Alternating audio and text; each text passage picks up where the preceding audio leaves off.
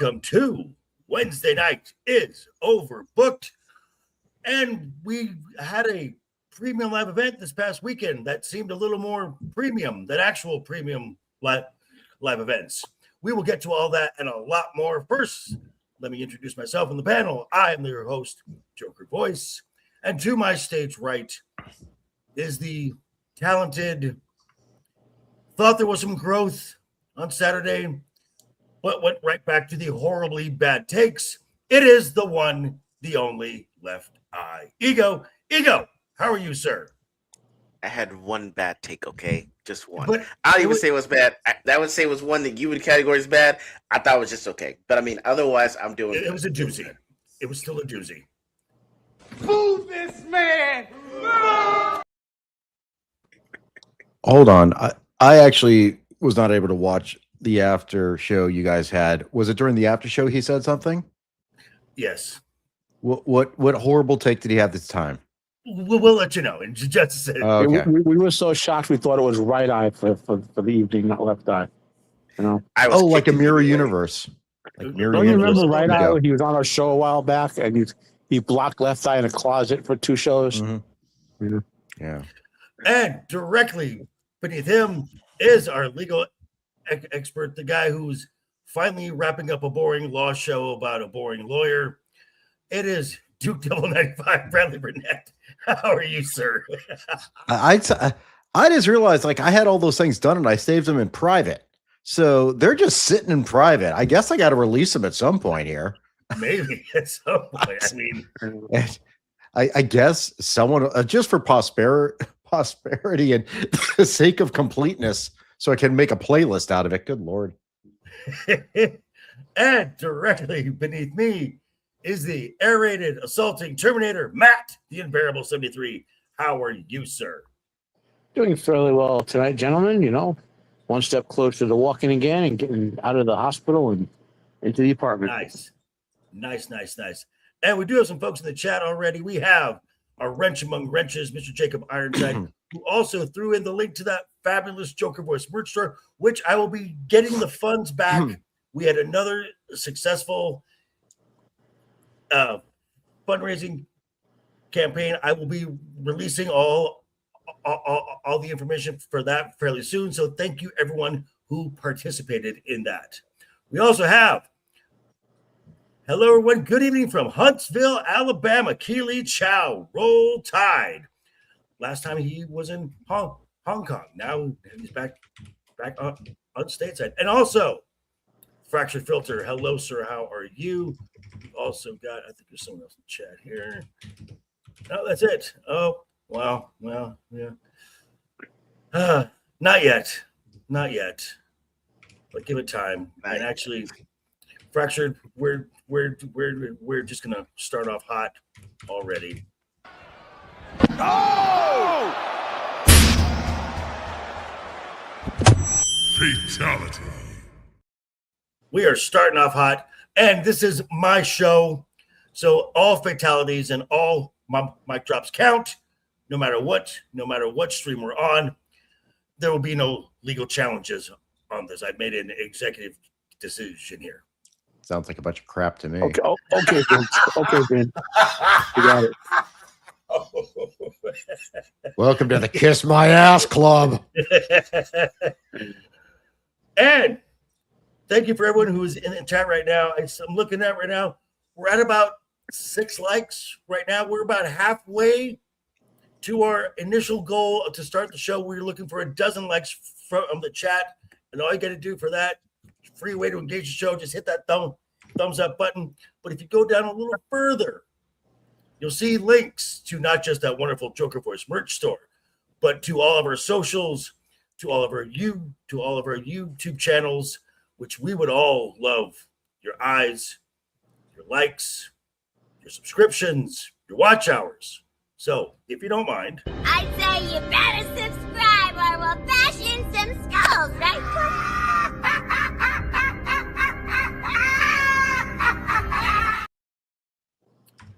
thank you, Harley. So we reached our goal last week, and then on the Saturday recap, we reached our goal of double digits. So For today, we are starting off the show with not one, but two special segments. And this is going to be how I did a couple of these last time, where I'm going to give a name and they're going to run the gauntlet. I've got a dozen names. Oh, okay. And once you hear a better wrestler, you will say stop. Now, this is all going to be based on Backlash. Both of these folks left Backlash with a win. One was a male talent. One was a female talent. So that kind of narrows it down who the female talent is. But Ego, where should we start? The male talent or Io Sky? Io Sky. Let's do Io. Get right into it. Okay. So, with Io Sky, you will stop. I'm just going to take a nap till we get to this point of someone. Tiffany Stratton. Not yet. Maybe never. Lidita. Wait a minute. I thought this was Take the Championship. This is the special segment. Oh, the extra special one. Okay. Yes. AJ Lee. Nope. The role model. Bailey. Not in the current context. Mickey James. Nope. No. Eagle will love this one. Lyra Valkyria. God, no. Get her out of here. Sol Ruka. Not yet. Not yet. Liv Morgan. Nope. Oh, It's tough. performance-wise, no, but mic-wise, yeah. Rhea Bloody Ripley. No, I'm tired of Rhea. Nope. Charlotte Flair. God, no. And the final name on the list, Asuka. Ooh. Not as currently. If you look back, though, I think I'd say almost like Io's gotten to the point of like what Asuka was before, with a little more high flying. I feel like. No Vince sabotage. So Yeah. I think they're are we saying that Io has run the gauntlet? Here? Yes. Yeah. I think she has. Yeah. Because as we all know,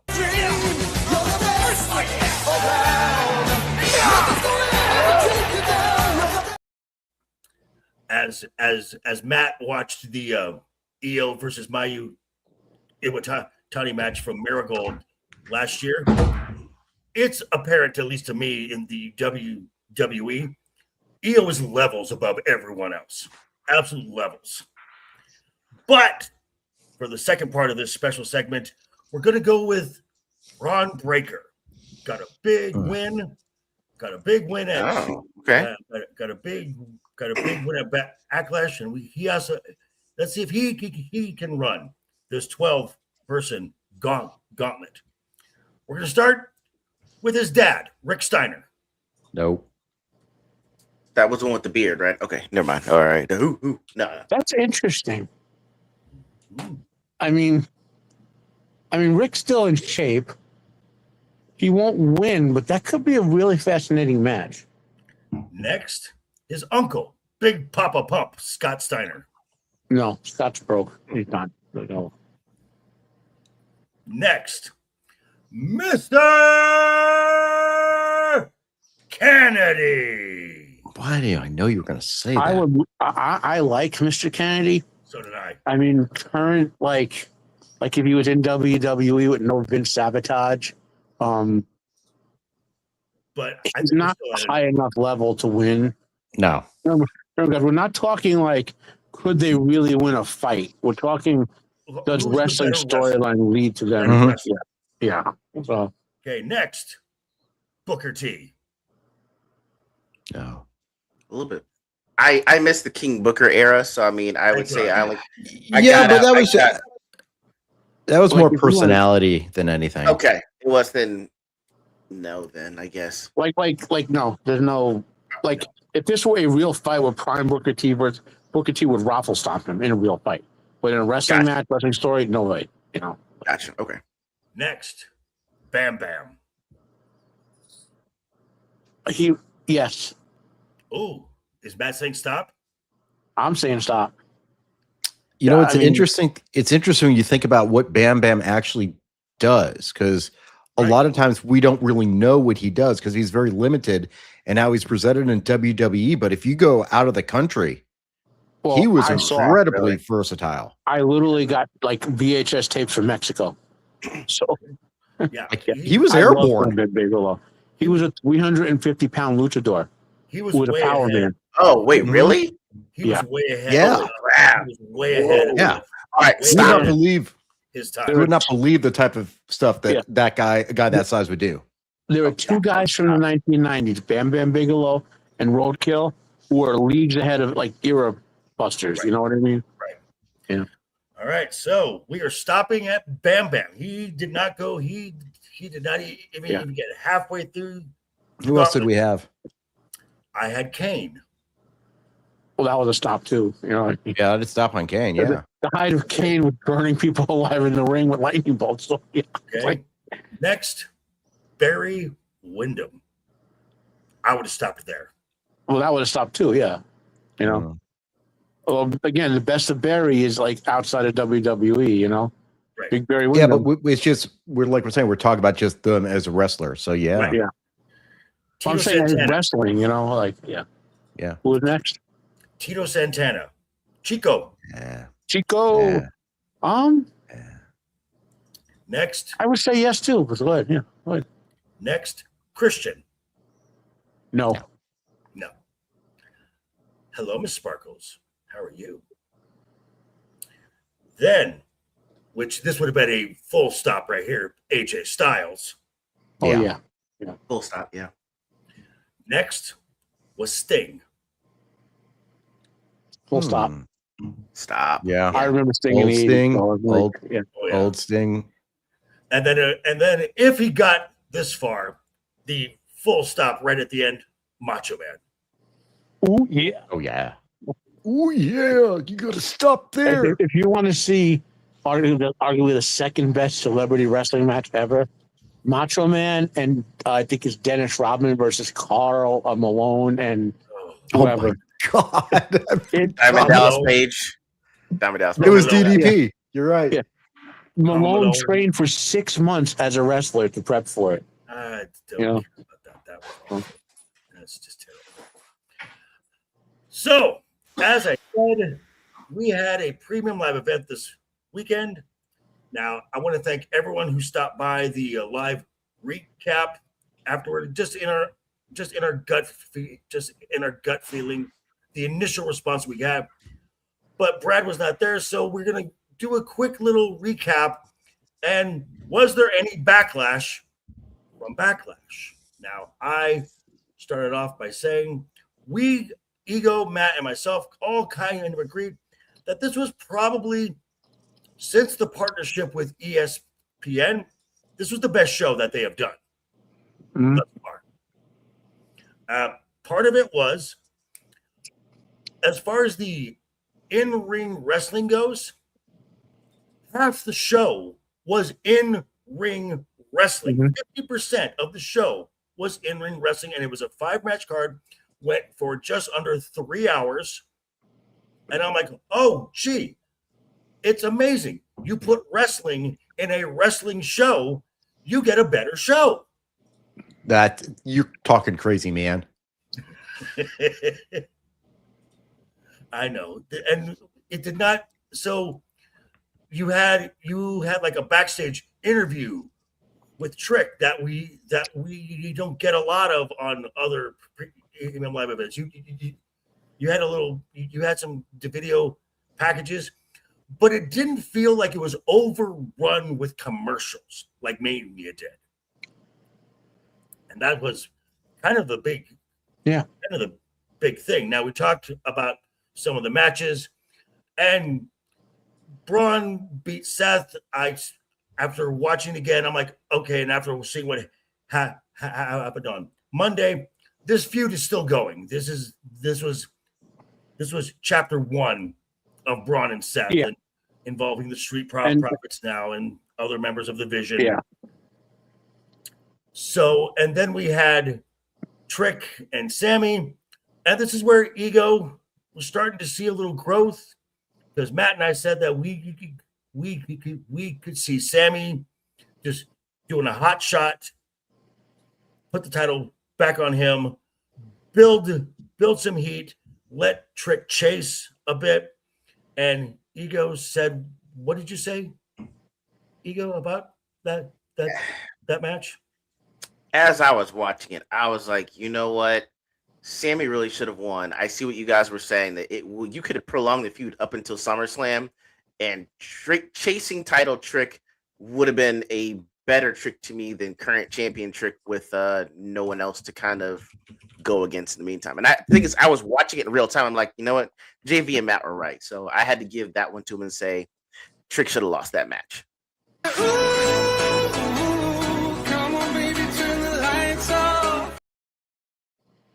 Growth.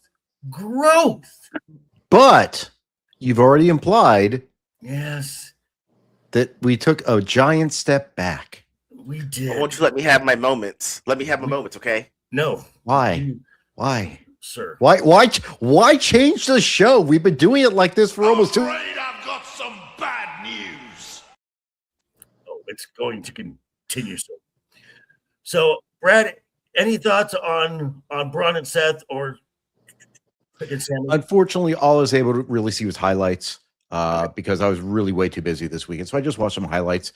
From what I could tell, I think I agree with you guys that Sammy should have won last week. I think I was on that side as well. They were fine matches. They're okay. And for the most part, it continues the storyline with the Vision Mhm. and Seth, although I still don't understand bringing in the Street Profits. I guess they got to be on TV now to get some money because, Bianca's knocked up. Yeah. right. Yep, absolutely. I forget which one did it, but Montez. okay, I didn't remember which one it was. So It's Montez Ford. And then the big step backwards. We had those two matches were on ESPN2, also on the ESPN Unlimited package. When we came off of ESPN2, the third match of the night was the tag match between The Miz and Kit Wilson what versus Danhausen and his mystery His mini dance. his Minihausen. Ego said that is a match of the year candidate. I said what I said.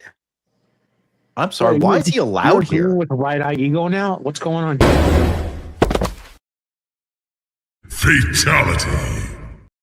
Who's that one go to? Why are we? Brad, I mean, you need to be launched into orbit like the time that guy got launched into orbit from the Oba. yeah Whose from Oba. I fatality mean, was good that? lord. that's That- Brad. That's Wait, Brad. which time? Like every week now? It's like Well, remember that he picked up that one guy and looked like he threw him like halfway out of the stadium. didn't he bounce one of the Lutherans out of the ring? What now? This last week? So With that? we'll go into that. We'll talk about that. But yes, Ego thought that this was a masterclass in crowd management. Apparently, he did not hear when Minihausen first was released. There were throngs of boos. Oh, you'll be It was doing actually that. booyah, booyah, That's exactly what it was. like what Cyborg used to say. Your ruler has arrived. Who And the hell thought an Austin Powers joke could be good 20 years later? now What the hell? Now here's the thing. As I said, I think this match was thrown together last minute because it was supposed to be a rematch between Stephanie and Liv. Liv is not legit injured, so they had to throw something in there. But based on what we had seen the previous Monday, you could have easily put a women's IC title match between Becky and Soul right there, and had a better match than this slop. This was the worst match of the entire show. Disagree with that. I don't. Is this going to qualify as worst match of the year? Possibly, yes. How dear. I wouldn't go that far. How long is this damn thing? Can I like watch this just like for a minute and see why he goes insane? It's the matches. This was the shortest match of the night. It came in at about Well, that's because the guy was like that tall. 11 minutes and 38 seconds. In the Wait a olden minute. days- Wait. This went 11 minutes. 11 minutes. Mhm. In the This is olden a days, where there was, 5-minute match. If What that. the- see, I want to make a point. In the olden days, where they had like a 2-hour pre-show, this was that's what this match should have been. Like as a warm-up match for the crowd. Start the pre-show with it. Have some humor. Maybe have a celebrity legend come out of the box. Not in the middle of a 5-card. Right. No. Now, And Matt, it starts off the pay-per-view side, right? right. Yes. Yeah. And then Brad, just for context, the Braun Seth match was 21 minutes. And then Trick and Sammy was double their Mania match time. They were about 14 and a half minutes. So we actually had wrestling matches, actual wrestling matches, And they tried to make this a wrestling match. which again, shocking. You give your talent time to perform, and they put on a good performance that I'm actually invested in, that I want to see, that I'm actually interested in, want to see the outcome of this, except for Danhausen. So who's Minihausen? That is, you would know him back in the WWF days as El Torito. Okay. Yeah. Yeah, I'm now watching him. He's definitely got some athletic acrobatic Right. skills. Right. Yeah. And then once they had all the other guys coming out, since they own AAA, they have a ton of lesser sized wrestlers they can draw from. So they also, and then came the match of the night. This was Possibly. Io and Asuka. This is an amazing match. This was they gave these women just over 18 minutes, and this was absolutely amazing. I mean, you put two talents and you give them time. And what this was something that the WWE fans hadn't seen for quite a while, and at least an extended one, an actual Joshi match. And this was counter for counter, hold for hold. I mean, the story being told in the ring was Asuka, the master, knew who had an answer for everything Io had. And Io, the student who had learned from the master, had an answer for everything that Asuka did. And the match really turned when Asuka went for the mist. And Io picks up a notepad, and because of the white paper in there, the visual of just all that blue on there. And then as Asuka and as Io drops the notepad, this is where the match turned. Is like, I got you. I've thwarted everything you have done. And we'll get into the aftermath of it in just a bit. And then you had, hello, Sir Roman of the Empire. I was just about to mention your name, because in the main event, we had Roman Reigns versus Jacob Fatu. Again, the story in the ring was Roman usually likes his matches at a certain pace. He likes a very slow pace. He likes a very deliberate pace. He likes to play with food and kind of enjoy toying with his opponent. Well, you put him in the ring with someone whose motto is all gas, no brakes. And Roman was playing from behind the entire match. And these guys, and it ended up, these guys were just throwing bombs at each other. Oh, yeah. Yep. Everything was high impact. And Roman, because he's in a desperate spot, in a desperation move, he rips the turnbuckle pad off, hits Jacob in the steel, hits a spear, and gets the win. So what you've done now is then Roman won the match, but you would have known it by the post-match angle because Jacob just went on a tirade, just this angry, incensed hatred. And what you've done is now you have now successfully turned Jacob from someone who people like saying Yaramin and like doing his little shimmy to now someone who you think is a dangerous savage. Still a face, but a dangerous savage. The more tweener than face. Yeah. And then the way Raw went off the air when Jacob flying tackled the Usos and Roman through the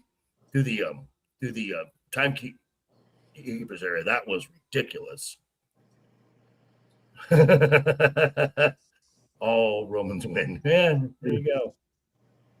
Yeah, Roman did a great job putting Jacob over, both on Backlash and on Raw, elevating Jacob's. I mean Jacob too, but like passing along his rub, so to speak, to the next guy. Right. I remember just like some of the highlights only I watched. Like there were times where Roman's looking like, what is going on? I don't have any control.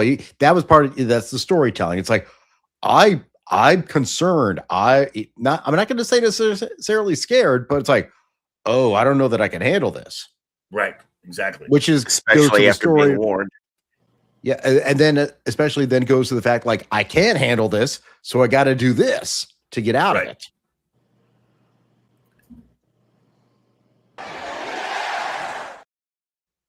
I mean, the only legit criticism of Backlash to me, aside from the Danhausen crap, was the camera work got worse as the night went on.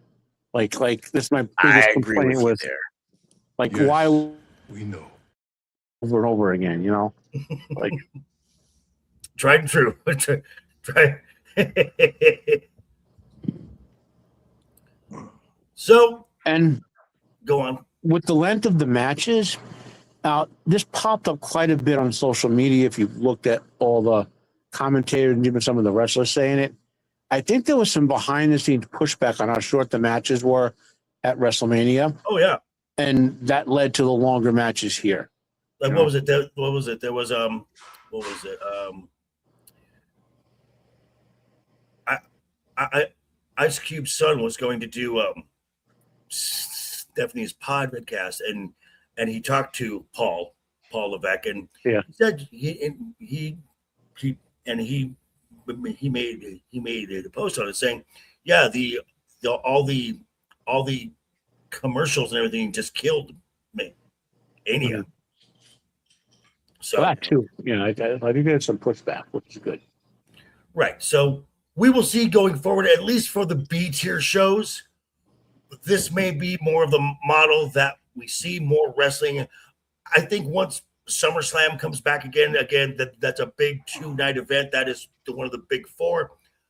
The TKO can't help themselves, and we may get more commercial spamming. Matter of fact, we may have to take a poll on which commercial we're going to see more of. Ego, you got a question? I was thinking about this. It just popped up. Do you guys think that their ultimate goal with the Grand Slam that they have every year is going to be that all of these are going to be 2-night events? Well, eventually?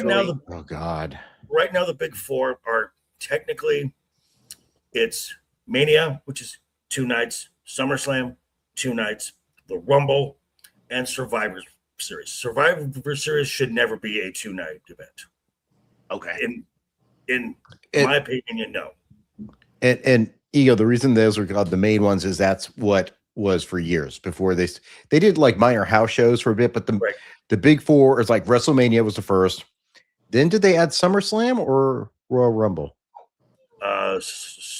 Rumble, Survivor Series. Survivor Series, and then Rumble, and then SummerSlam.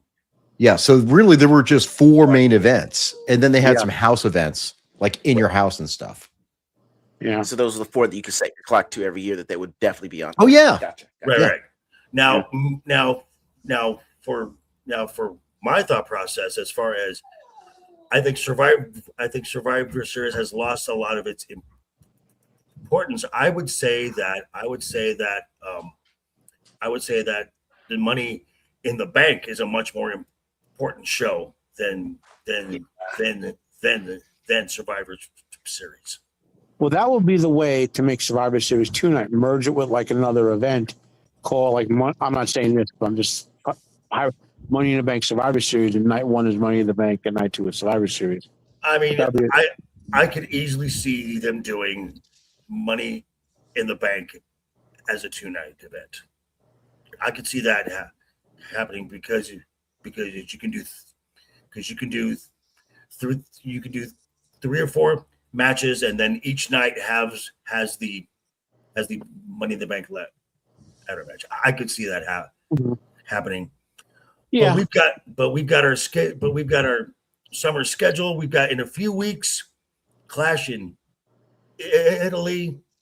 About a month after that, we've got Night of Champions in Riyadh, and then nothing in July. As the first weekend in August, we have 2-night event SummerSlam. Now we will be a half hour after each of those shows to give a live recap as well. And Italy and Night of Champions are international shows, so we will be on a lot earlier than we would normally be for these reactions. Now, there was something that I said I wanted to come back to, and that is the end of the Io Asuka match. There was the Io bowed as a sign of respect to Asuka, and Asuka's looking at her, and we've seen Asuka enough that as of right now, she is a heel in this match. More shenanigans or something, but no, Asuka smiled, they embraced, and Asuka blew a kiss to the fans, waved, and let Io have the ring. And this felt like Asuka was saying goodbye. And we saw this also on Raw, where they had a moment together as Asuka was no longer in the full face paint. It was just how when she first appeared on the main roster, just a black stripe. And she said goodbye, Io-san, takes her suitcase and walks out. Now, according to Dave Meltzer, and take this with a grain of salt, she is semi-retired, whatever the hell that means. That she's taking some time off to go handle some family business back home in Osaka. How much truth of that, I don't know. But with everything that's been going on in the WWE of late, with releases, restructuring contracts, I don't want to think this, but I kind of have to now. Did WWE approach Asuka, who's 44 years old, signed a new extension, I think 2 years ago. So she's about halfway through her 5-year deal. Did they ask her to take less? And she said no. I want to go. I mean, your thoughts on where do you think Asuka is going? Brad, I'll start with you. I think it's a 50-50 on both sides. Maybe she does have some personal stuff she needs to take care of. At the same time, there's so much going on with TKO and them cutting people. That's why I think it could be either one. I don't think we have any clear idea right now, but like you did say, she is 44. That is kind of, you are getting towards the end. And I think actually, this may sound sexist, but I feel like women hang up the boots before the men do on About a wrestling a decade lot before, of times. right? About a Yeah. decade before. So, I mean, she's had a good long run. She may be just winding down. And is she still on the page? Is she moved to alumni or anything yet? I haven't looked yet. So, Okay. Matt, your thoughts? Based on everything I've kind of read about her over the past year and having followed her career since Japan, I was stoked when she came here. For those who don't know, like our young friend Ego, Asuka owns a hardcore wrestling federation. She's wrestled in legendary hardcore matches, like taking beating, putting people over, to prove herself. Why she was so respected by everyone, and so her body has taken a lot of hits. And she's 44, but her body's probably closer to 60 than 44. And based on what I've read over the past year, she was feeling it. I don't think they asked her to restructure because, their approach seems to be if they say no, they fire them, and she's not fired. So I could see my understanding and instinct is she's going to a part-timer type, like occasional appearance status. How Taker was for the last couple of years, I don't think TKL wants to do those kind of deals unless your name is Roman Reigns. Or Dwayne. Well, it's not a matter of wanting. They're going to look at a cost-benefit analysis. And if Asuka's drawing, selling merch and stuff. Which is she? I mean, last I checked, she's one of the top 20 women wrestler merch people. And what is it? But what plans do they have for her? What plans do they have with her creatively? Again, she's an older talent, and she's and because she has been there a while, her contract is not cheap. I mean, we just saw Kofi and Xavier, who have been there longer than Asuka, who have been mainstays, considered lifers. Ask them to restructure. It is not far out of the realm of possibility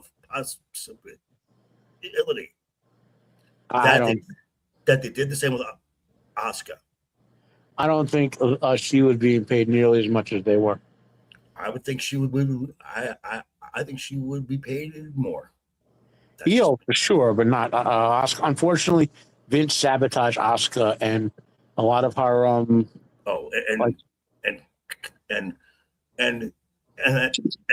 the New Day was initially to sabotage all three of those. Yeah, but they got so over with that they made tons of money. Yeah, and Vince is all about the money. Yeah, 10 years ago. Well, in fact, that Vince is about the money if he created them.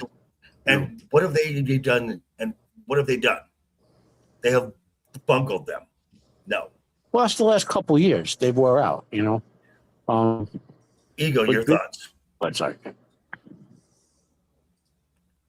I'm going to go with the official narrative of she really had some stuff going on back home and really just want to make this be the last match that she's going to do. I think she's going, even though she's still on the active roster. When I check for WWE, it's still up there as active and not retired or anything like that. I also think that Paul and then we're like, hey, you ain't gonna say we pushed you out the door. We need you to film the next day saying goodbye, thank you, it's all yours, and you need to walk out happy. They're not gonna say we want Kyrie. We're not gonna hear that we want Asuka as well. You need to make sure you let them know that you're choosing to leave and that we didn't let you go. That being said, it could be a mixture of both, but I choose to go with the fact that hey, she probably just wanted to go. Like I said, I've watched the old Lucha matches that she used to do with Penta in them, and those are things that are intense. If you're saying on top of that, she was doing these hardcore matches, I think she'd be due for a break about now. I'll find one or two and link them to you, Ego. And just so let's look at like since November, officially Goldberg now retired. Cena, the Dudley Boys, AJ Styles, Asuka. I mean, this is our generation stuff that we were like, Yep. They're starting to phase out. And if Asuka is going to retire, if this was Asuka's last match in the WWE, she will be the first post-diva talent to hang it up. Yeah. Well, another thing to factor in, JB, there's a lot more Joshi lucha influence in wrestling. It's a much more physical thing. And once you pass your mid-30s, like we're talking about how long can Sol Ruka or Javon do what they're doing, like this intensive high-flying stuff. Once you pass your 30s, your body gets to you, Right. Mm-hmm. All righty. And Asuka as a first ballot Hall of Famer, regardless. Yeah. A five-time tag champion, the longest reigning NXT women's champion, 4-time main roster champion. Speaking of champions, I did a video earlier today, which you should check out, where I talked about the current champs and possible challengers to their top titles. So we're going to go through the landscape of the WWE and talk champs and challengers. We can start and just bypass the men's tag team division because there's nothing going on for anything. They really should merge those titles and have them float between the brands. Because I think there's like 3 teams on Raw and 2 teams on SmackDown now. I mean, Get rid of the women's tag too. Which they won't do, but they should learn from NXT, because NXT dropped the women's tag titles and they're doing very well without them there. But I think that's the only title where an actual thing might happen. I mean, really, you should, at the soonest possible moment you can, take them off of Paige and Brie and put them on Fallon Henley and Leigh Reed. That's who I think should be your tag champions. And I'm looking at the chat right now. I'm seeing around 10 or 11 likes. We're almost there to our goal of a dozen.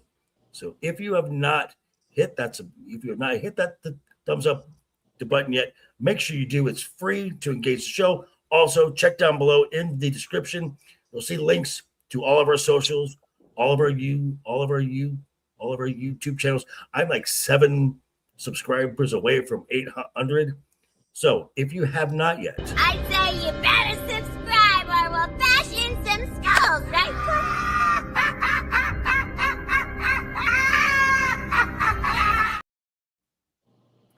thank you once again, Harley. So let's take a look over at SmackDown.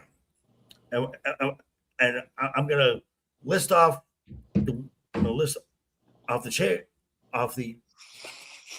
champion. I'll say who I think should be their next challenger, possibly the one to dethrone them.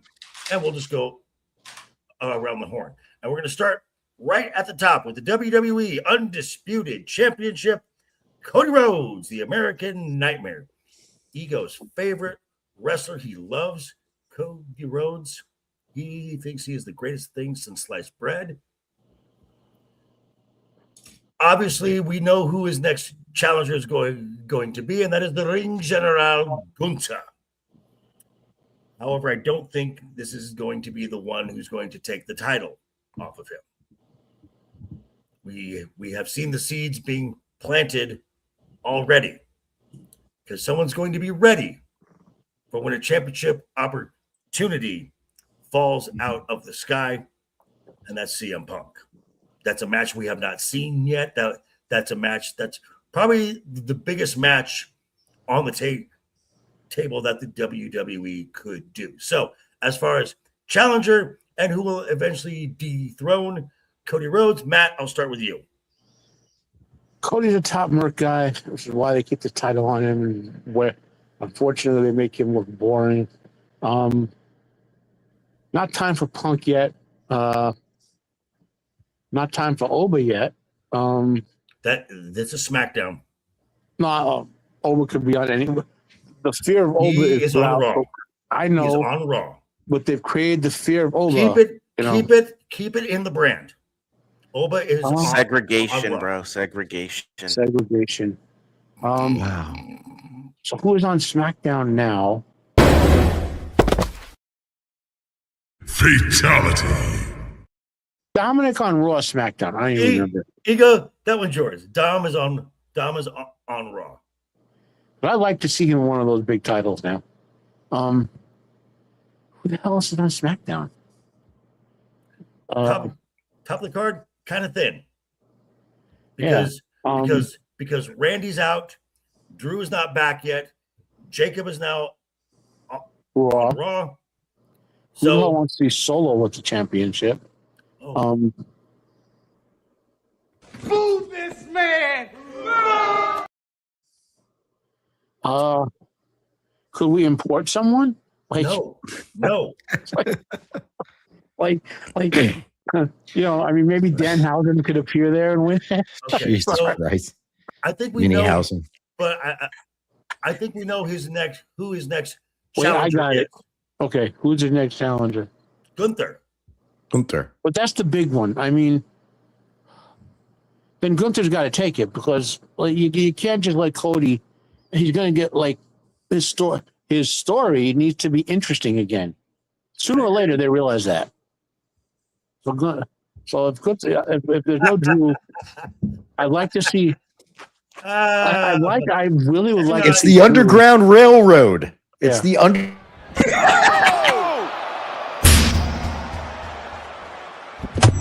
Fatality. Gonna have I'm to trying stop to ego beat the segregation. Yeah. Ego want to end that segregation on SmackDown forever. Eric. Oh, yes, So- sir. You know, I guess Gunther. I mean, Okay. like what else can we do? Like, I'd like to see Drew. I would love to see Drew with a solid 8-month run, and just make people angry at him. Like, you know, Wow. Took a long time to get to Drew. Ego. Let's see. So as far as challengers, with Drew technically being out, I've got Gunther challenging, but who ultimately we're saying who challenges who ultimately takes the belt. Okay. So I got Gunther as a challenger. But go on, yes. Okay. But ultimately I got Punk taking the belt. I mean, if you're gonna take it off your top merch seller, you might as well give it to the person that might be number 2 or 3 on that same list. So I got CM Punk eventually becoming champion. Okay, Brad. You're muted. I'm just trying to find someone who's going to be the Harriet Tubman that is going to bring all these people over from Raw. So I'm Still just, Cody. like, Cody Raheem it's Rhodes. still Cody. No, too white bread. Nia Jax. Hey, now we got. Hey, The ruler has arrived! hey, she's got no Seen other as purpose. Let's use Raheem Jade Cargill. Rhodes. Oh dear God. They should have like every wrestler that Oba almost kills every week just go to SmackDown and saying, I'm done. Yeah, I'm just done. they get slammed into SmackDown. Okay, so Brad, who? I'm going with Punk. And the reason I'm actually not going with Gunther is I feel like we've already seen this a little bit, and I know it would be him getting revenge and winning it back from Punk, but I don't think it's time. And Punk is going to be a much bigger draw, and I think it's going to be a much bigger. Mania. It's going to be a much bigger conflict between the two of them because they're both going to be on all the time. Right. So Now, also keep this in mind. Money in the Bank is after SummerSlam. what? Mm-hmm. Mhm. How'd that happen? The scheduling. Usually it's in This year, right? June. This year it is Wow. This year it's in September. No shit. True story. It's always been in like June. What's in June now? June. Oh God, are we going somewhere? Night of Night of Champions Champions. for also, which is the finals of King and Queen of the Ring, which the winners of that get championship matches at the SummerSlam. So at least this show has something at stake where it was initially just a nothing show. So moving on to the WWE Women's Undisputed Champion, Rhea Ripley. The top of the card on both Raw and SmackDown is very, very thin. I do not think that her first challenger is going to be, I don't think they're going to run back Jade yet because they have a show coming up in 3 weeks in Italy. So I think her next challenger is going to be someone who's actually half Italian and speaks fluent Italian, and that is Julia. Yeah, could be. That makes sense. Whether that's going to help Julia get a push or anything, they really should move her to Raw. It's just a new landscape, not for her. But I think Julia right now is her first program that she's going to encounter. I don't see Rhea dropping the title for a long time. Nope. No. Ego, thoughts?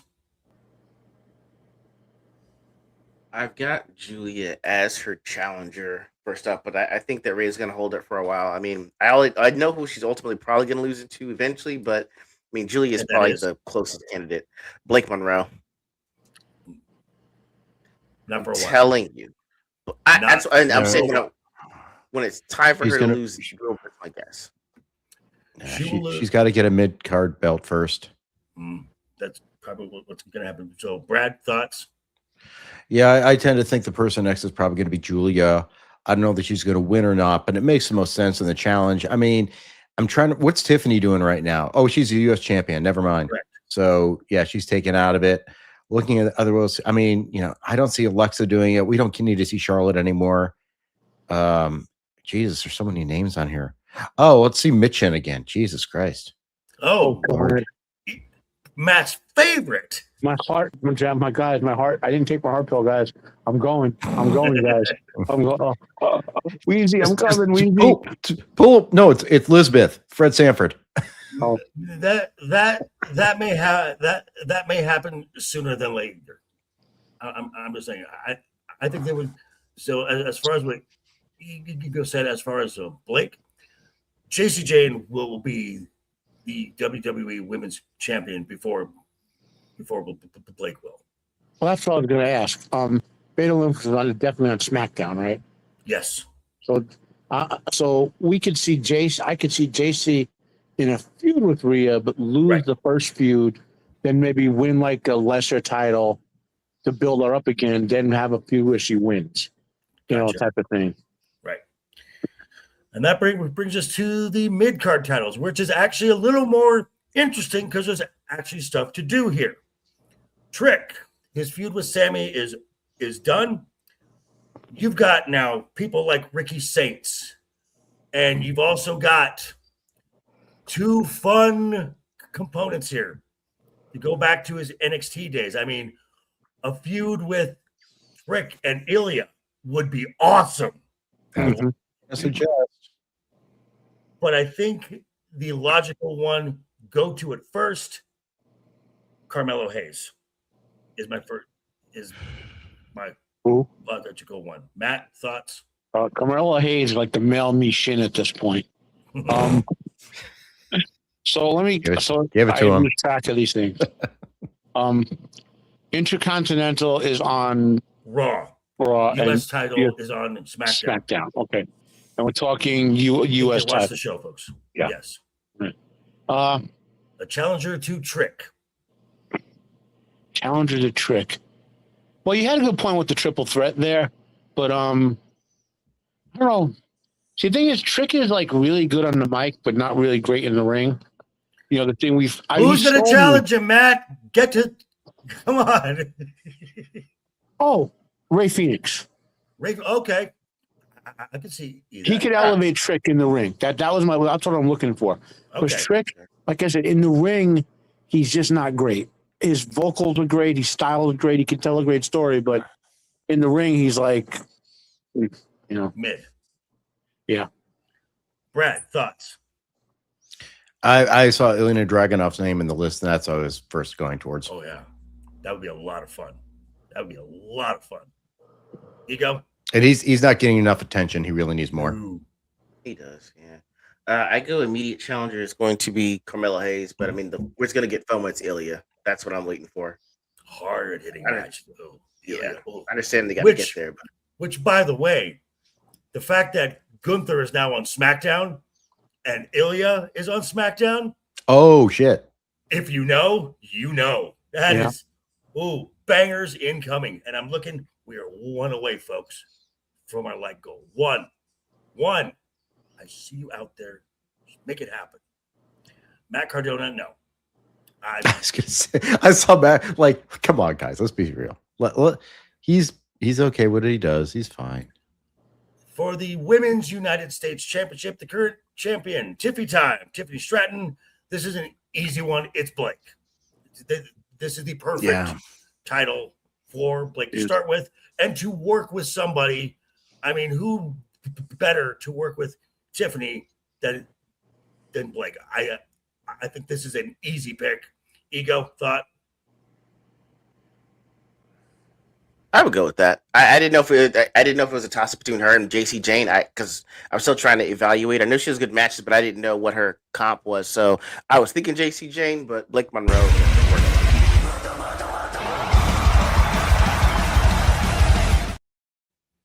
Momo, thank you, Momo.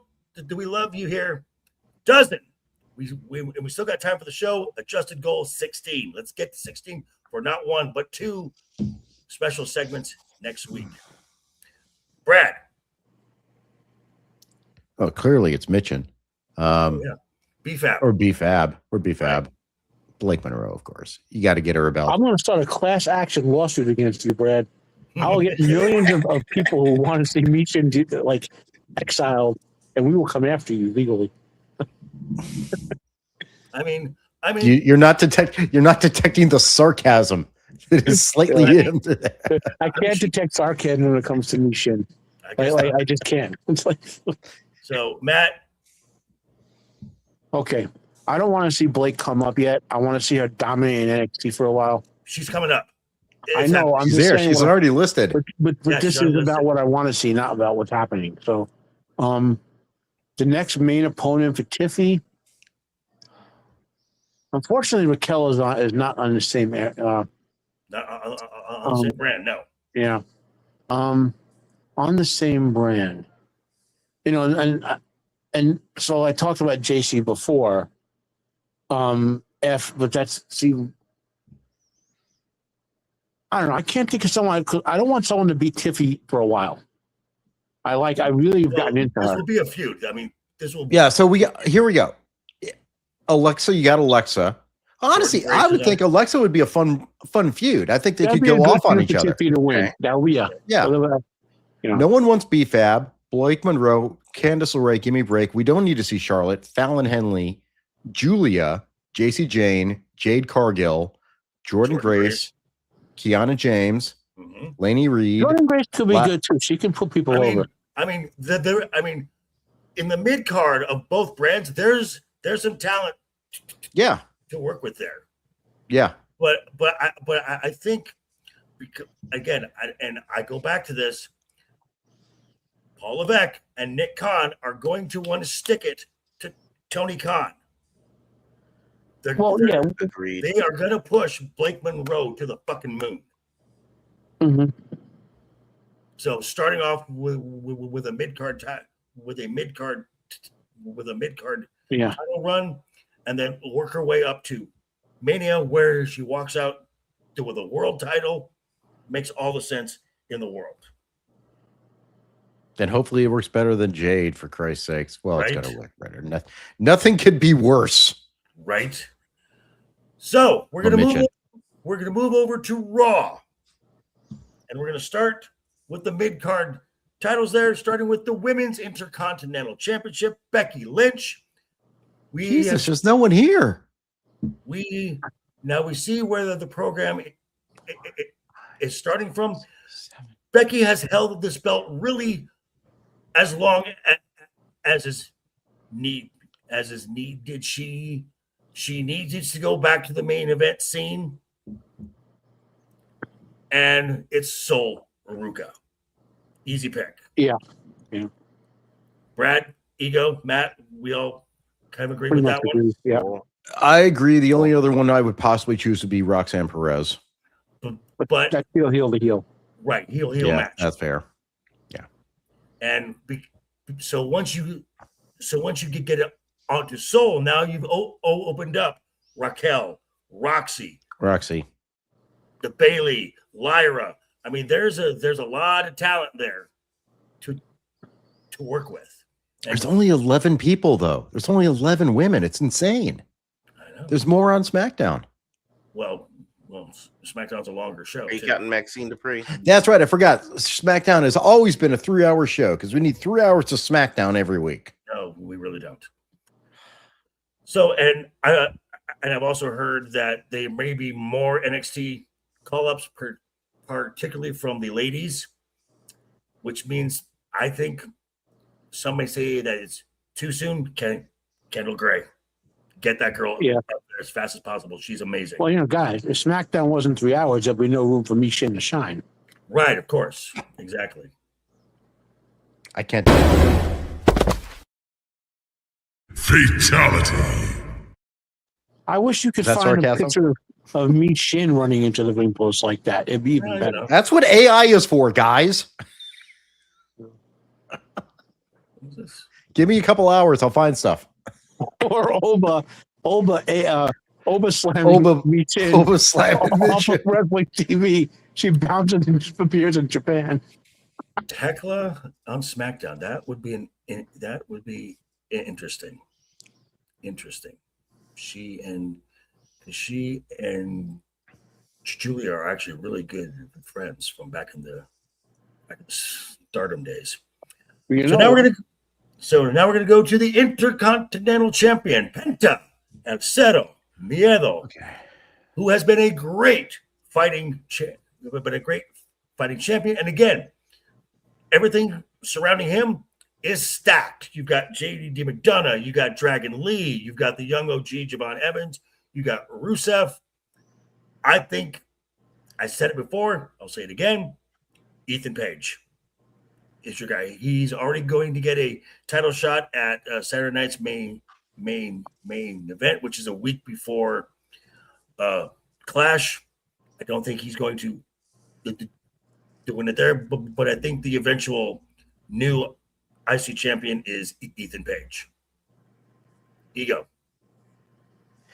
I saw him on Monday Night Raw. I understand and I agree now. I understand. Ethan Page. Come on, baby, turn the lights off. Oh, the growth is here. I would just like to also acknowledge the growth that he did not say Jey Uso. I The will. ruler has arrived. I was True close. story. What did you just say? I was supposed to say Ethan Page. But you were close to saying who? No, I say closest as supposed to say Ethan Page. Oh, wait, Brad. you're being handed notes beforehand? Brad, thoughts? Oh, thank God. Shiro's finally in charge. Jesus. That freaking time. Now we have a brain in the family. The child is saved. Right eye could be leaving notes on the desk for left eye.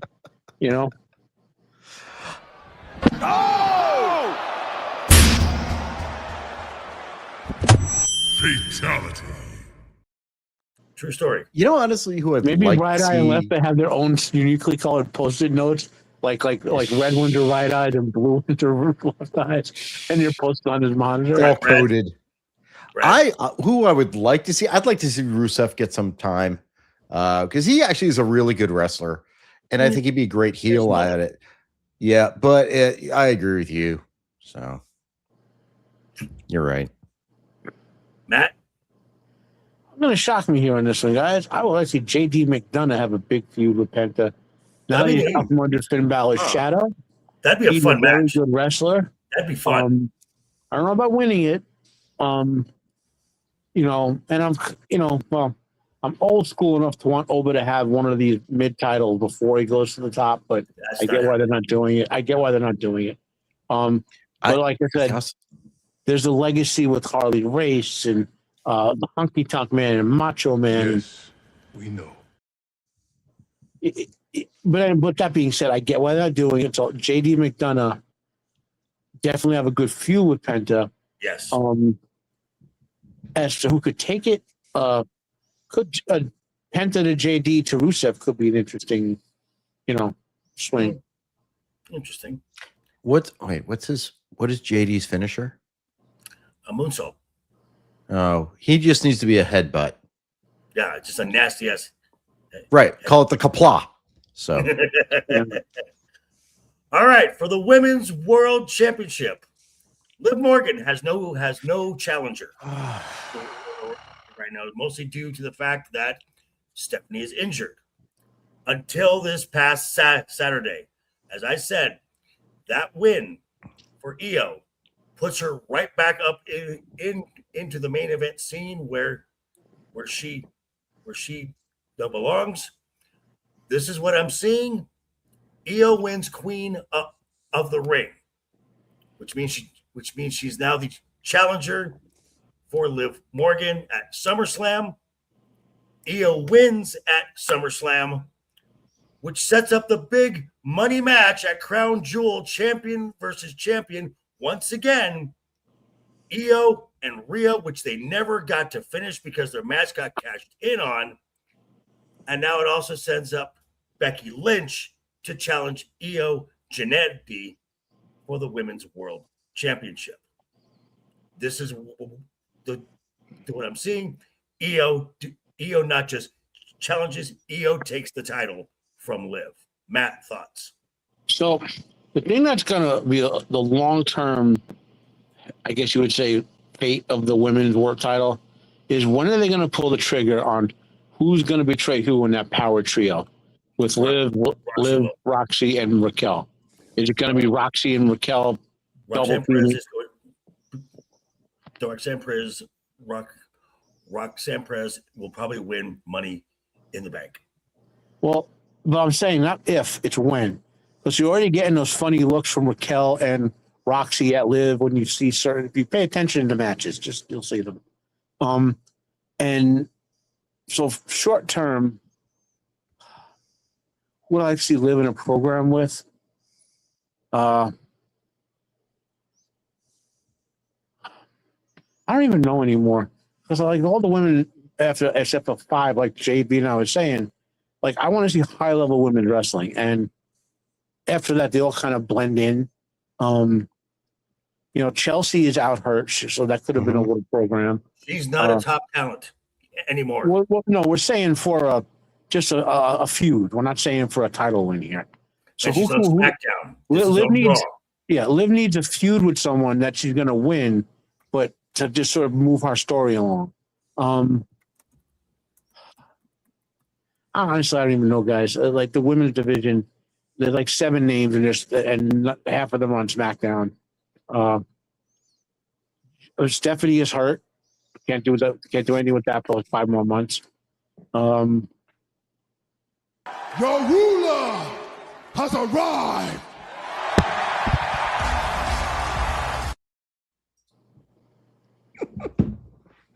I don't have a name right now, guys. I just don't. But I don't want to see Liv lose the title for a long time. Not until the betrayal happens. Brad? Unless the betrayal causes her. No. But you want Io to win, right? What if the betrayal comes because Liv loses to Io and that's when she gets jumped by Roxanne and Raquel? So there's my thought. Oh, Jesus H. Christ. Guys, I'm trapped in a hospital bed. I have nothing to do but think about this. This is the best choose your own adventure novel ever.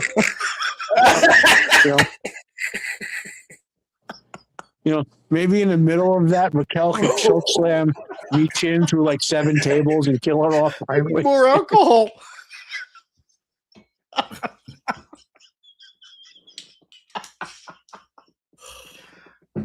Brad, your thoughts?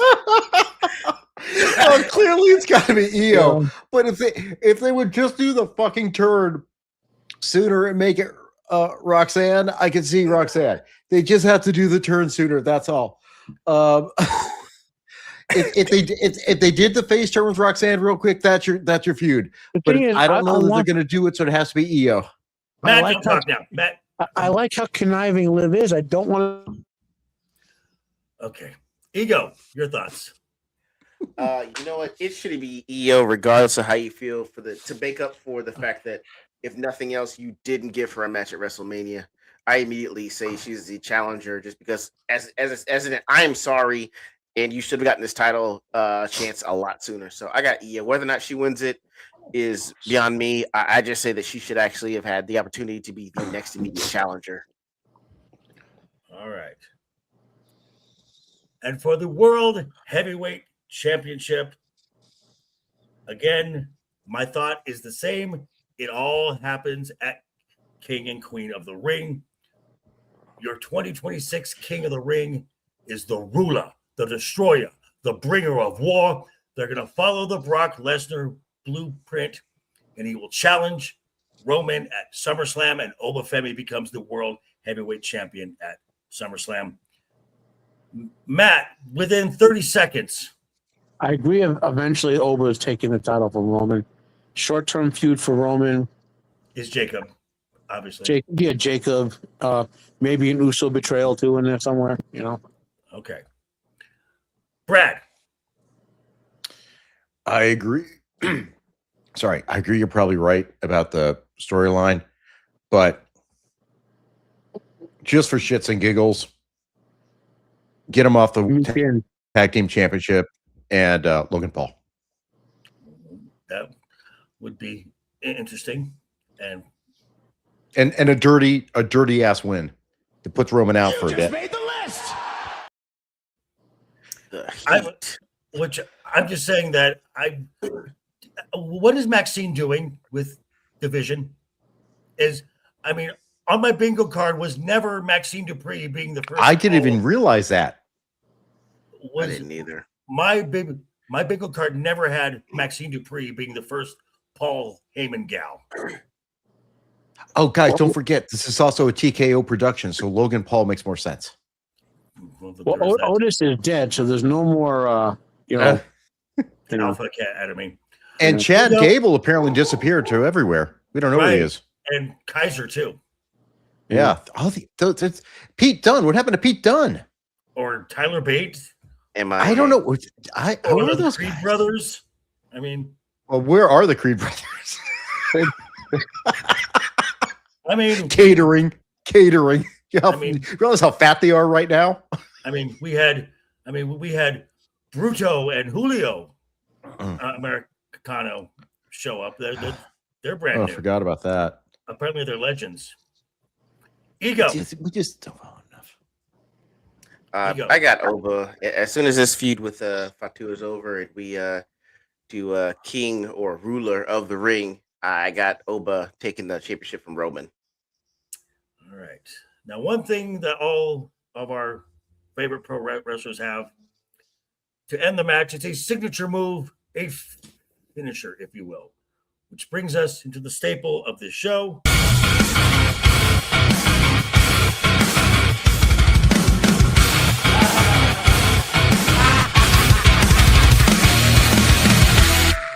Always keep a smile on your face. And that is the Wednesday Night's Overbooked Top 5, where we take a wrestling topic, we give our 5 best takes. Our number 5 take gets 1 point. Our number 1 take gets 5 points. And at the end, Bradley Burnett changes his name to Price Waterhouse to give us a definitive scientific answer for this topic. We're talking pro wrestling finishers, that signature move to end a match. We're going with current wrestlers, nothing from the past. There's no Stone Cold Stunners.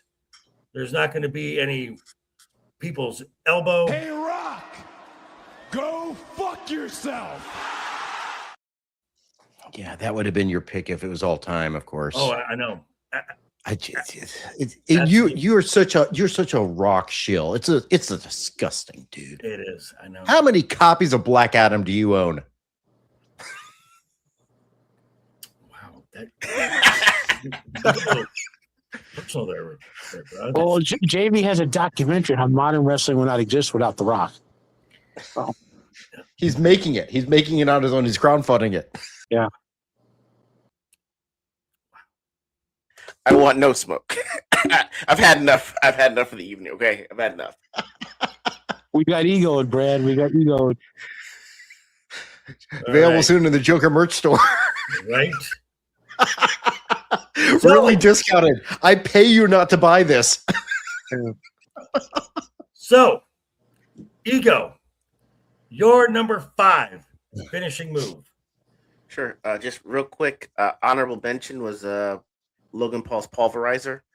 Okay. Inventive and not nearly something I would expect from a person that's a previous YouTuber. But number 5, I've got the glamorous DDT. For someone that's like 135 pounds. Yeah, I mean, it's glamour shot. Yeah, it's so simple and effective, but it looks so brutal for someone that size. So I got forget who that is. Blake the Monroe. Blake Monroe. Okay. Yeah. That would be why, because I don't know her as well yet. You got it. She's in the intro video. Yeah. Yeah, but I still haven't seen a lot of her. That's you gotta write it down. Okay, so that move, take Drew McIntyre's Future Shock Okay.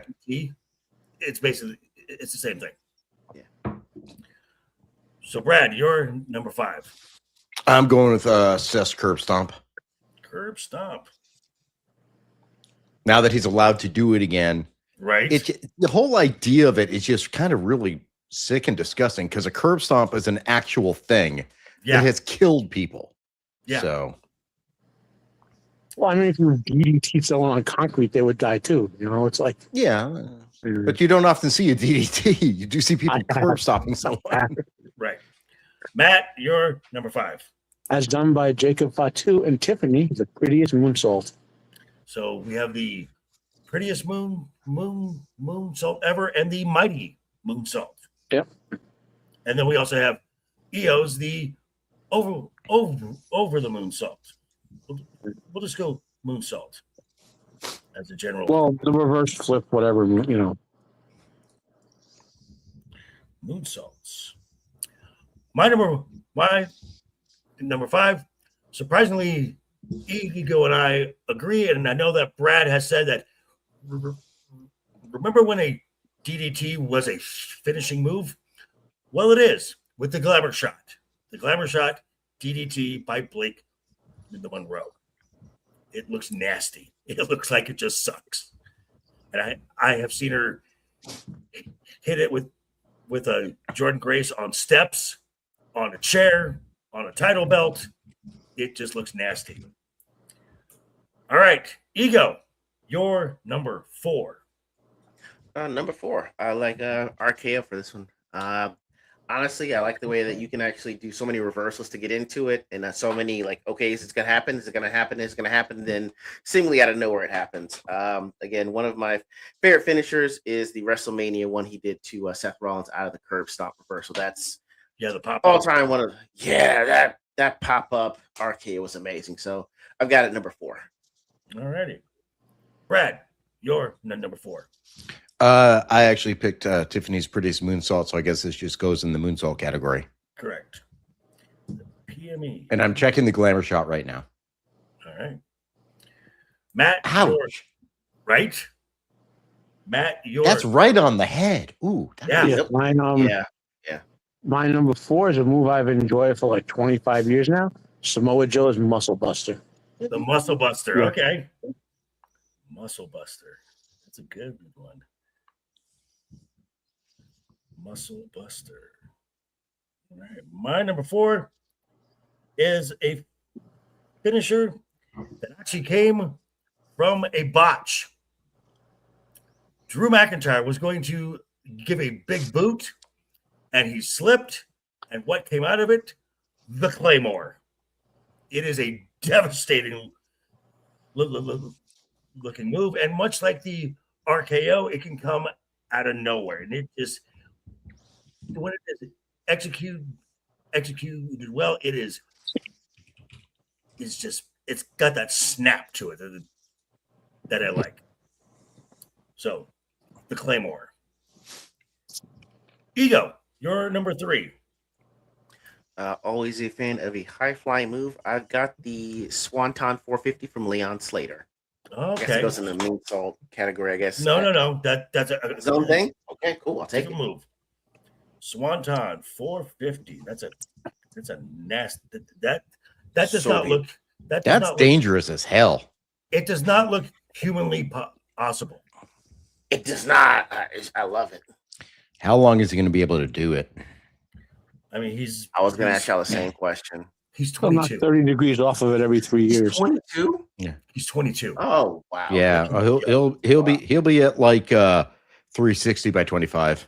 Over Well, there. I mean, Yeah. he's he's a little shorter than Javon, so he's got some more mass to him. Yeah, Javon is like a Gumby stick. Agreed. Brad, you're number 3. I'm going Braun Breaker Spear. The super Because spear. that looks, I mean, we've seen the spear before. I mean, you see Roman Reigns spear and everything, Mhm. but something about the way that everyone takes his spear, where literally they fold in half. It is just The only fucking, or even Seth took the spear and they got the heel in the eye and got a black eye from it. Yeah. That's how much force he's hitting him with. Yeah. Ooh, the super spear. All right, Matt, you're number 3. Swerve Strickland, Swerve Stomp. The double foot to the head. The house. It's Trick not, shot. it's not called the house pro. Artie? Hold on. Oh, so we'll just go He's swerve. got some in there. Hold on. Yeah, we'll go swerve. Swerve's house. Oh, house party. Stomp. All right. My number 3, it's a pretty move. It's a pretty move, but it's got to be set up just right. It's the soul snatcher from Soul Ruka. That move is Nice. beautiful. It is a beautiful looking move. It's a variation of a cutter with a front flip added to it. It's awesome, but again, it's got to be set up just right, or it looks bad. But I love it. Ego, your number. We're at our 2, so you're number 2, sir. All right. You know what? I've got Braun Breaker Super Spear. Good God. I mean, You going with that? yeah, that 23-mile-an-hour spear, him running around the corner spear, him bouncing off the rope 3 times spear, like that is a phenomenal move. Again, it's so simple, but he does it very effectively, and it fits him. Like sometimes you'll have to find a move that really fits you before you get it, and you're like, which one do you want? Oh, the spear. How are you gonna do that? I'm just gonna run really fast and do it, and that's really all it is. And you're like, oh, that works. So I got that number 2. All right, Brad, you're number 2. Oba's fall from grace. Ooh, the fall from grace. A sit up power bomb. Yeah. I was just watching again before we even started, and watching Brock. God dang, Brock. Too many BR people. Jesus. Right? Braun. Brad. Bronson. Whatever. Bronson. Too many of us BR people. It is and the way it hits. Mhm. Don't forget, like, what is he? 6'5", 6'6"? 6'5". He's 6'6", 310 pounds. So you are now 6.5 feet in the air, Yeah. being Well, brought yeah. down. Gravity. Yeah. Guarantee it will give him 3 years, and that becomes just a regular power bomb. People are going to start losing teeth. Really? Okay. Well, because he's doing plus that's all of his weight as he's sitting down. That's tailbone. compressing. Going to be on his ass. Yeah. A tailbone. That's what Hogan happened to Hogan in the leg drop. That's how he lost. Okay. Yeah. All right. All right, Matt, you're number 2. Oh, the Soul Snatcher. Soul Snatcher. I fell in love with that the first time I saw it. It's a beautiful move. It's convoluted though, but it's beautiful. My number 2 is the 3 deadliest letters in all of pro wrestling. RKO. It's classic. And once Diamond Dallas Page gave Randy permission to use that move, it took his career to a whole new level. So RKO. All right, Ego, it's time for your number 1, sir. I wanted to say Fall from Grace, but you guys make excellent points of he can't do that forever. So I didn't think about that. So you know what? I'm actually going to switch it up. I'm going to go Soul Ruka Soul Snatcher. You're right. It does have to be done perfectly. I think she's going to need a better setup move to get her there in the end, but it looks pretty freaking cool. It's awesome. And someone coming in with a move like that, I got to have that number 1. All righty. Brad, you're the number 1. My number 1, I'm just going to go with the one that's been there for 20 years, RKO. RKO. It's continuously evolved. It is a classic, and it literally comes out like he can make it happen anywhere. And when it happens, everyone and when it's a unique happening, everyone goes freaking nuts. So it makes it not just like devastating, but so versatile. He can do it anywhere. Like you're talking the Soul Snatcher. Like I just watched it again. That is an extreme setup. Yes. That requires a lot of setup, not just from Soul Ruka, but from whoever's taken it. Right. And you see what happens when people are not in position. I mean, I'm just thinking it looks bad. Brock. Yeah. Brock. Remember Brock doing the freaking moonsault onto Kurt? Jesus. Yeah. What? So shooting star press, you mean I'm sorry, shooting star press. You're right. Shooting star press. You never saw that, dude? Go watch that. It's where he should have broken his neck. Big ass doing a superstar press? He should have broken his neck. If he wasn't Brock Lesnar, a human would have broken his neck. Yeah. True story. Okay. The RKO, because it literally comes out of nowhere. He makes it work every damn time, no matter what is being attacked with. Right. And he's in his fucking 40s still doing it. Right. Matt, you're number 1. Well, I mean, it's the Fall from Grace. And when I first saw it, I was like, that's like doing Undertaker's last ride with a sit-out powerbomb, which, to your point, JV, when he stops doing the sit-out, he's going to basically be doing the last ride. Right. Because the last ride isn't just a powerbomb, it's a lift him up, slam him down. And the interesting with Oba, like Kane, Undertaker, whatever, they do a finisher in the choke slam, then do another finisher.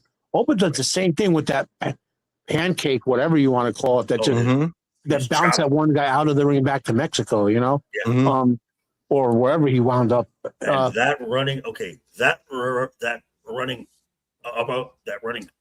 uppercut now that he's incorporated. Yeah. Ooh.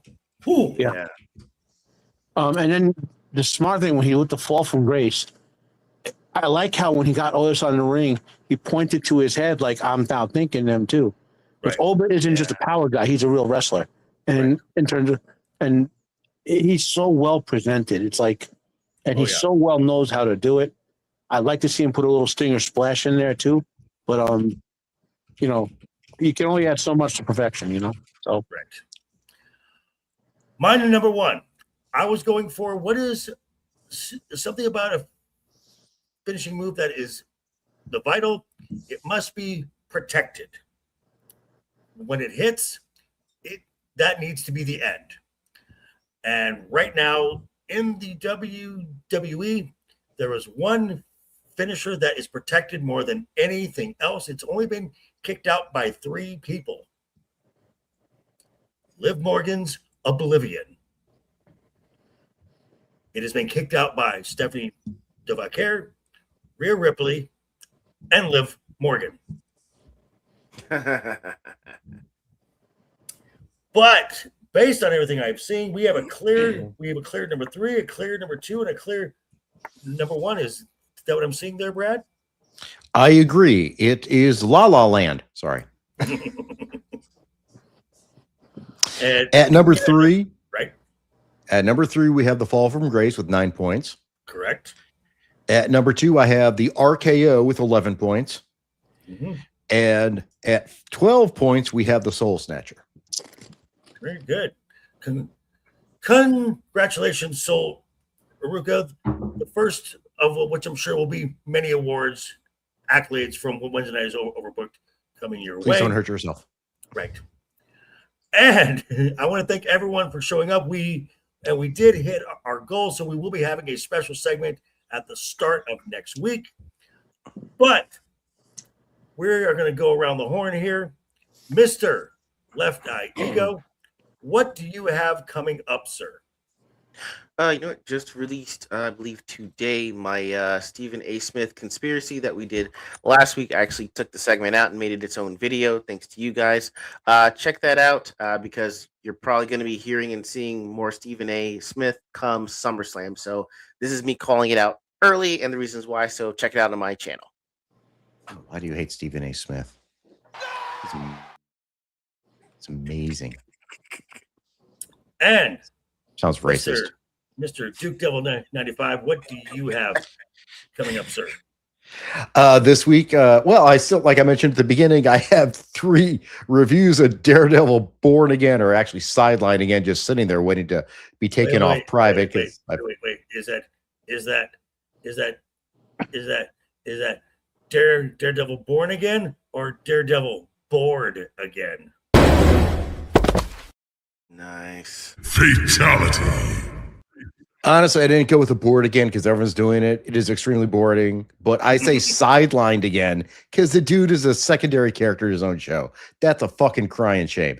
But also, I will today, come hell or high water, in the next hour and a half, be publishing this week's of Wormhole Watch, where we watch an episode called Family Business. It is a Ferengi episode, and our guest star this week was X-Ray Girl. Oh, nice. Big time. She's on some show. She's on a show that relates to that book. I don't know. Some Or this mug. Some show. I mean, it's kind of Some a big deal. small show on Fridays. Some She little changed her show. name to Big Time Brad. Well, just wait. We'll see what happens in June. Oh boy. And the air-rated assaulting Terminator, Matt, the Unbearable 73. What do you have coming up, sir? Tomorrow I think you and I are on Roman's channel to Correct. review Chud, an 80s horror classic. Oh my God. Yeah. Love And then next week we'll be here, obviously on Wednesday night.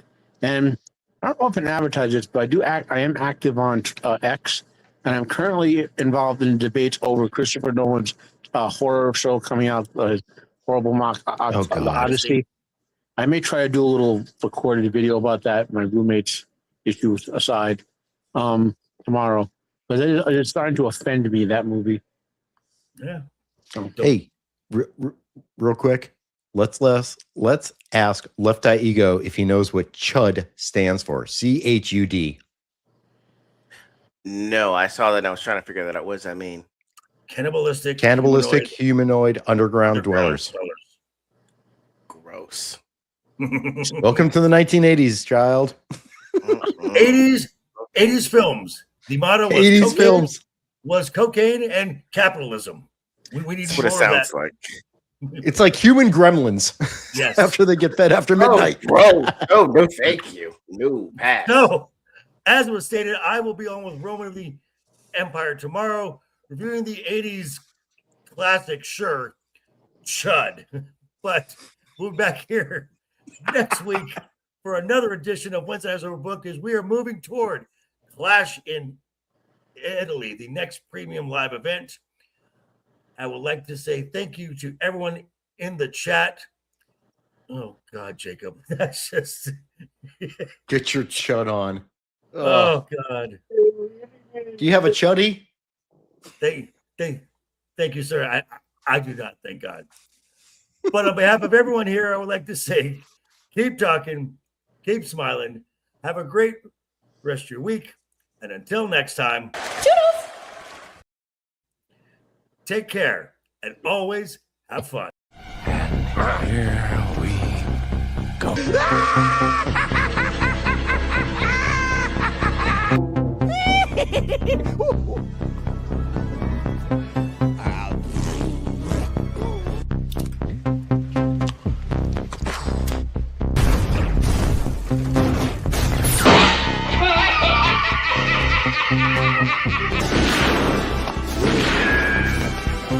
Is like gravity.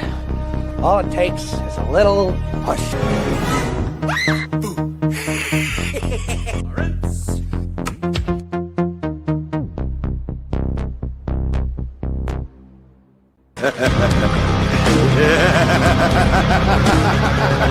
Ah!